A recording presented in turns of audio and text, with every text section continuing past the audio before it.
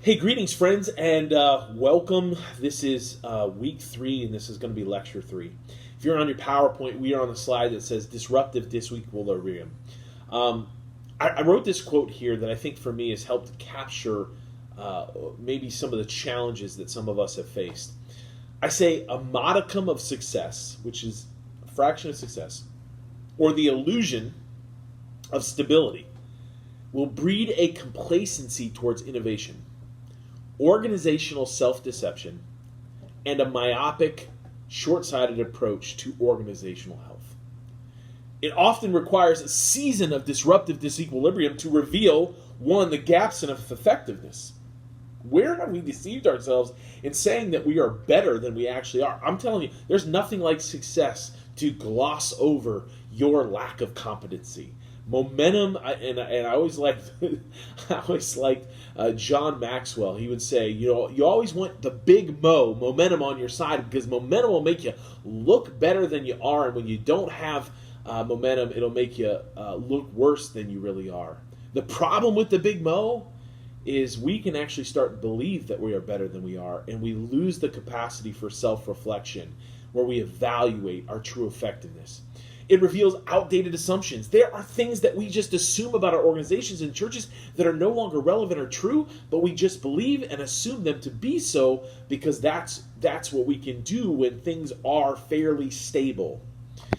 There are unhealthy systemic concerns that are often smoothed over by celebration and refusals to rock a winning boat. Now, what I mean by that is when a church is trucking along, there may be fractures that are happening down below. But man, it's like a pep rally when you get up on a Sunday morning. Look what God has done. Look what we're doing. We're doing great stuff.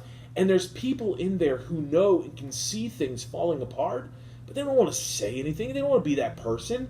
They don't want to rock the boat. And unless we give them opportunities to do so in a way that's not threatening to the overall organization, those things will only be revealed when things break apart and when there's a disruptive moment that takes place. Unholy power structures are revealed in the midst of disequilibrium. When someone has built a system around their pride, their ego, their prestige, their privilege, their prominence, when those things are called into question, you will see a grasping and a groping for power and for protectionism and loyalty and all of those things that I think can undermine the life of a church. It'll reveal the reliance on shrinking resources. Too often our churches, we're going to talk about the power of scarcity here in a minute, but too often our churches have organized themselves and built their ministries based upon the assumption that the resources are never going to run dry. And when you enter into a disruptive moment, you begin to see that we've been relying not on the Holy Spirit or the work of God, but on our capacity to buy ourselves out of situations. And disruptive disequilibrium can reveal divided organizational cultures. Sometimes we've worked really hard to architect a culture, which we'll spend the entirety of week 7 talking about the necessity of culture.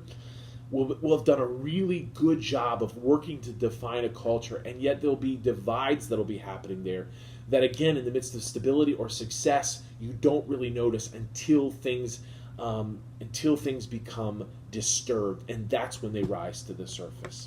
So I want to suggest to us 4 things that are otherwise told to us are problematic that I think can actually be opportunities for the church as we begin to move forward.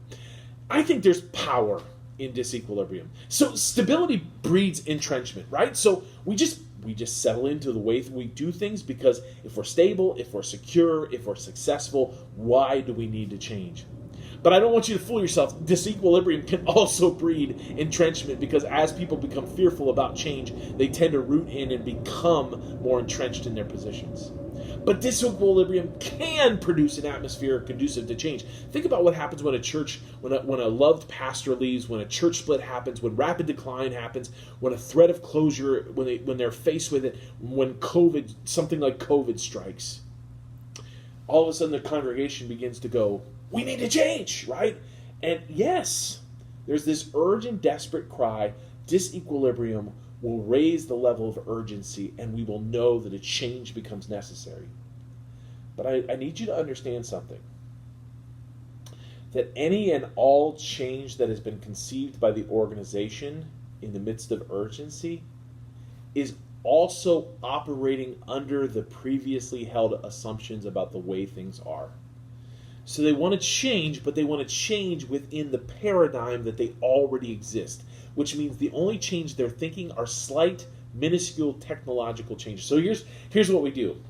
We'll do this in the Church of the Nazarene. I don't know about in other churches, but we do this in the Church of the Nazarene all the time. Church has gone from 50 to 20 or 25, whatever, or 100 to 40, and now the fear is that they're going to have to close their doors. So what do? They go out and get that 27, 28, 29-year-old pastor, and they bring him in. They say, we want to change. And the pastor in the interview goes, are you sure? And they say, yes, we'll do anything, right? Folks, anything doesn't mean anything. Anything means within the confines of the assumptions that they've always held. And so what happens is a new pastor comes in and they want to make changes, but the people only want them to make slight, insignificant technological changes that give them a new era of success. But what we have to do is we have to help people understand that the kind of changes that we're talking about are leveraging opportunities of disequilibrium to change an entire paradigm, an orientation towards the community, towards how we do ministry, towards what is invested and involved in us doing the ministry. That's where we get pushback. Because when we come in to change an organization like a church, and they are holding on to the assumptions of the way things have always been, operating according to old paradigms, they go, oh, that's change. Well, we don't want that, right? And so you have a disgruntled young pastor who's given 3, 4, maybe 5 years of brutal time to a church that they said they wanted to be different, but ultimately they only wanted to be different and defined by them.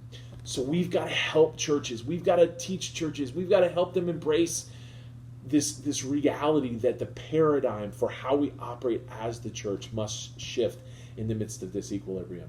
The second thing that I want to say is, and we are told that scarcity is a problem, right? You don't want scarcity. But what if scarcity is an opportunity? Because prosperity, really, it fosters 4 traps. The first trap is the success trap. When you are prosperous and everything's going, you are impervious to critique. You can't see. Think about Kodak. Man, they were nailing it. They were impervious to critique. People don't understand. We're always going to be here. The success trap can sow the seeds for our own demise. The professionalization trap. When you are prosperous, you don't need people to pitch in and do stuff. You simply hire someone to do it for you. And that's one of the threats that I think has faced our church for too long. We have ill-equipped people, not because they're not competent, but because we have not given them the capacity, because we've simply outsourced every responsibility to a hired staff member. We fall prey to the program consumer trap. We believe that if you just make it shiny, people will be okay and they'll come and they'll enjoy and all will be well. Or we fall prey to the overhead trap, where finances, the prosperous finances we've been given, are invested in salaries and properties and not missional impact and influence. Scarcity, which is often seen as a threat, is an opportunity to become creative and resourceful. Scarcity begins to foster a new set of questions. It begins to help you to see what you have through a new set of eyes.